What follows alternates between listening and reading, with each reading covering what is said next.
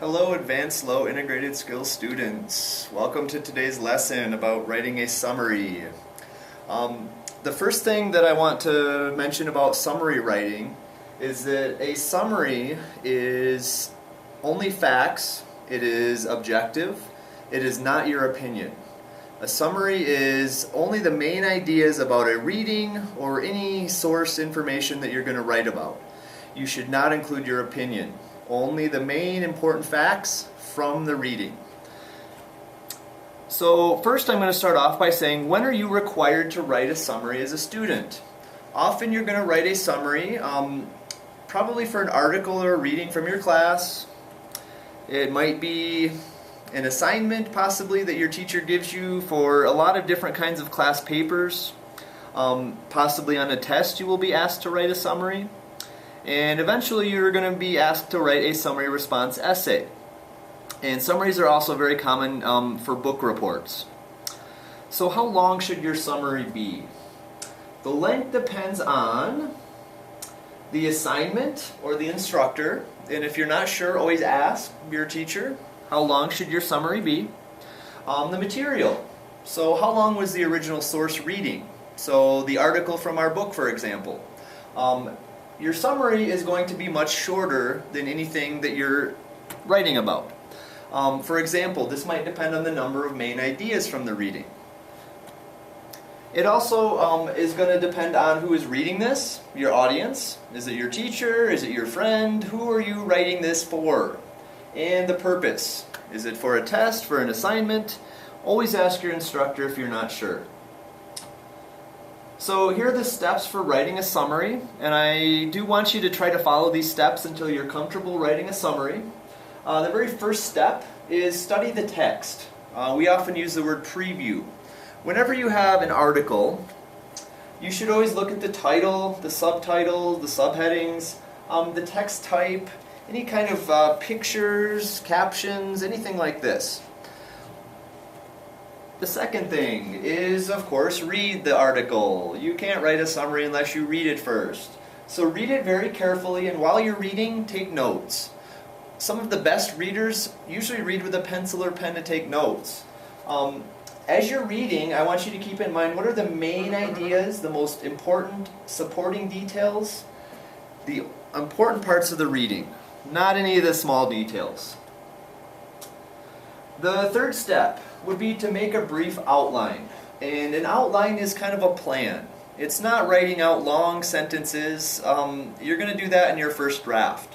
What you want to do first is to make an outline of only the main points, the key points, and the most important details. Only the most important parts of the reading are what you want to include in your outline.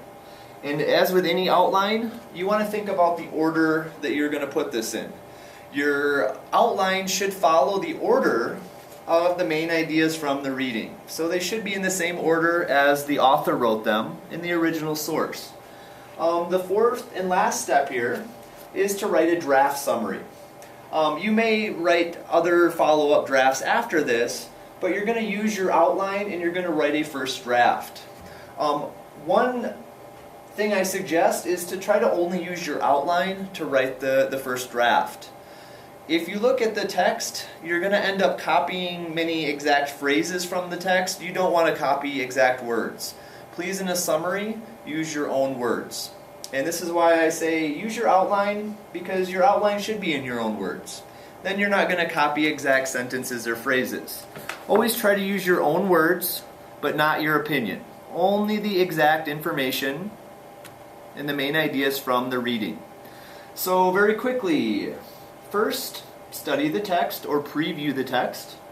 Second, read it, mark it up, take notes. Make a brief outline, and all good writers often make an outline or a plan to help organize the main ideas in their writing. And the final draft here, final step, you're going to write your draft. It may not be your final draft, but you're going to write a draft of your summary, and you're going to use your outline to do that. So how do you organize a summary? So it does not matter how long your summary is necessarily, but you are going to want to include an introduction, a middle, and an end.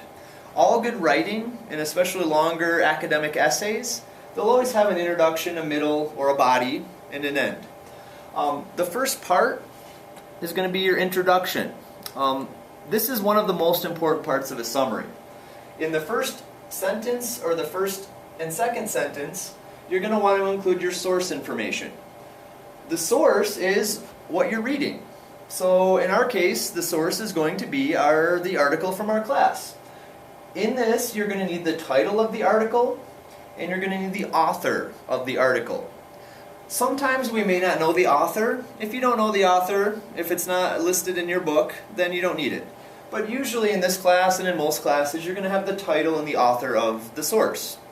The second thing you're going to need to include in the first or second sentence is your main idea. The main idea of the whole reading. You're going to tell me later the details about this main ideas. But in the first or second sentence, you need the title, the author, and the big main idea of all the reading. Often the title is a good kind of a hint about what the main idea of that article probably is. The second step, well, before we get to the second step, let's look at some of the examples of some first sentences for a summary. Notice here in your reading for this weekend, your homework, we have the author, Jessica Williams, and she's the author of all the articles in this book. We'll give her credit for them at least, because we don't have any other author names here. The title for reading number 3 is The Battle for Civil Rights. So when we write our summary, we're going to need to make sure we include all this information. Because I'm going to have you as a class and as students write a summary of this article, I'm going to use our last article for an example in this. So our last article, reading number 2, The Legacy of the Civil War. So for example, here's a good first sentence for this article, for a summary. In her article, comma, The Legacy of the Civil War, and notice we have quotation marks around the title. Anytime we have a book with many different readings or articles in the book, we want to put quotation marks around the title. And this is going to show the reader or your audience that this is the title, but there are probably many titles in this publication. Notice here we have the author. We put her last name, Williams.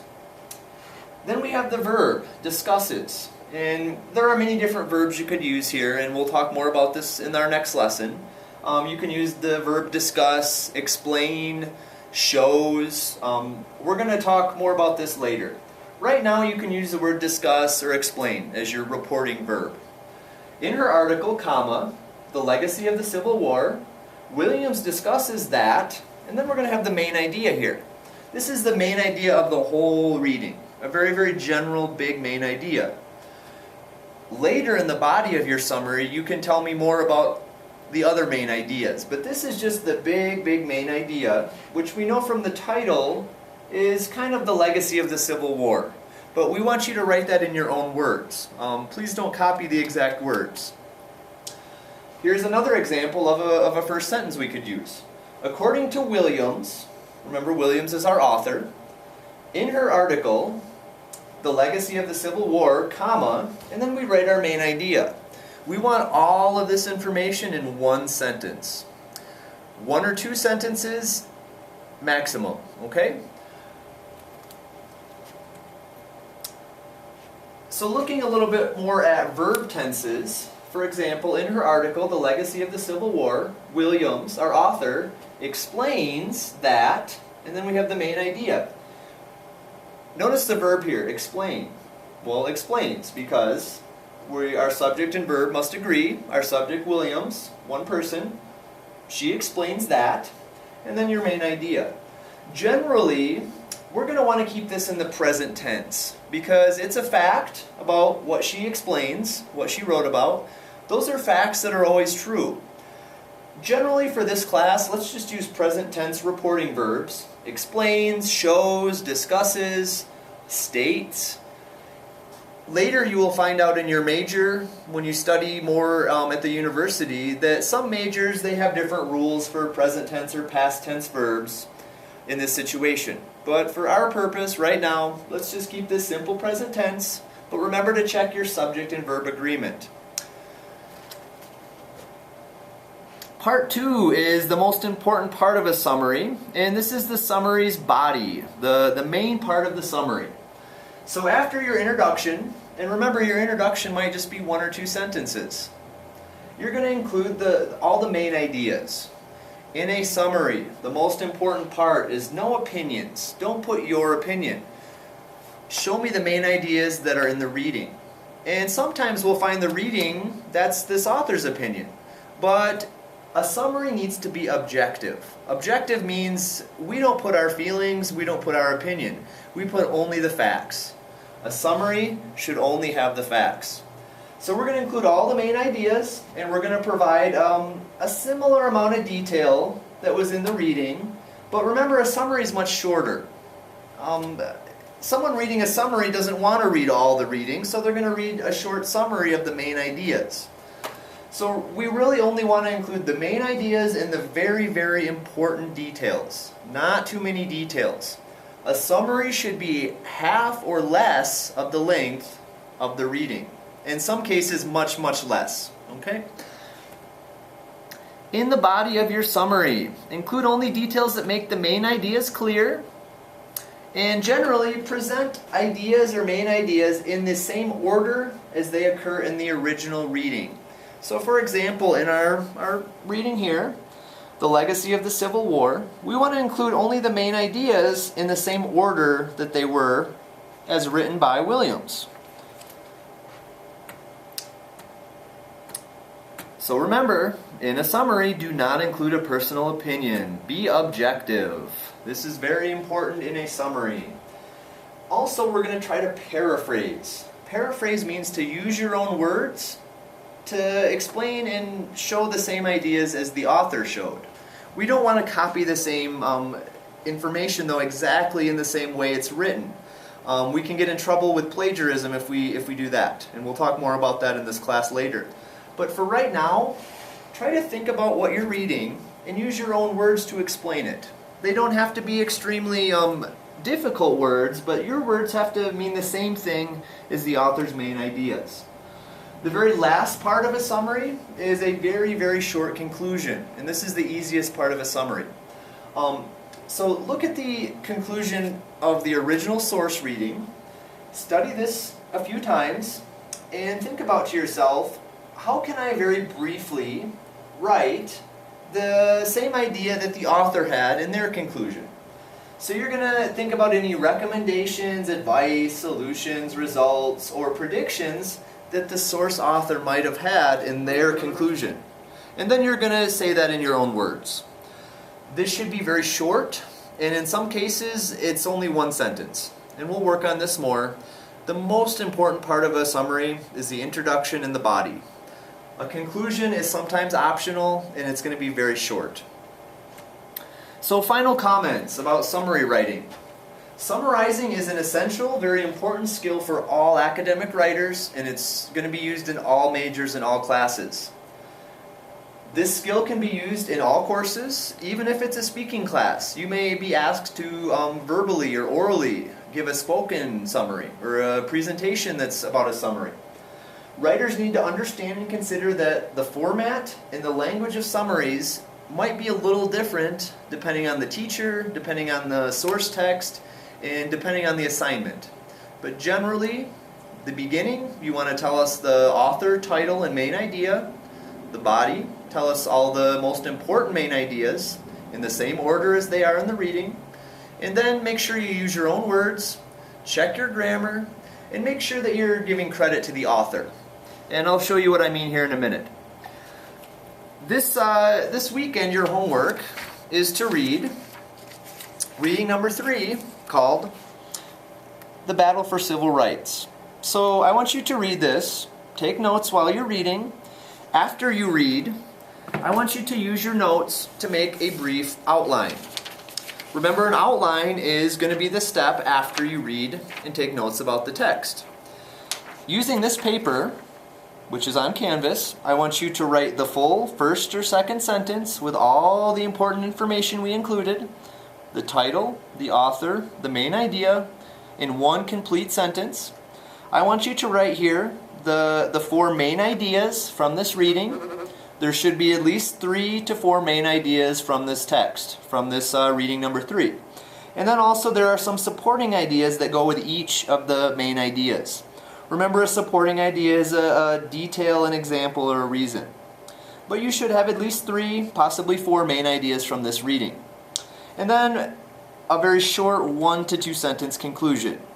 If you're having problems with the conclusion, go back and reread William's conclusion in reading number 3 and see what she wrote for her conclusion.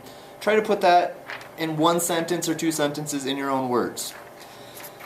Please complete this outline. I want all of this completed. Bring this to class with your notes for our next class. Another thing I want you to think about when you're checking your summaries is the summary checklist. And this is a checklist that you should use to make sure you have these things in every summary you write. For this summary and for other summaries we do later in this class. The first one, the title, author's name, main idea, big main idea of the whole article. The second here, the author's main ideas, not details, in the same order they are in the text. The third thing is called summary language, and I didn't mention this in the PowerPoint. Summary language is showing that we're giving credit to the author. We do this in the first sentence, but we also want to do this a couple times throughout the summary where we say, William shows that, or the author explains, or the author's next main idea is. We'll work more about this once we begin to draft our summaries in class. Using transition words. Remember, all good writing uses transitions. They can be as simple as first, the first main idea, the second main idea, next, after that, and finally. Try to use a couple transition words because it does make your writing easier to read, and it also helps with the organization of your writing. Finally, please check your grammar. Very simple grammar things like subject-verb agreement, capitalization, punctuation, things like this. This is going to be the last step.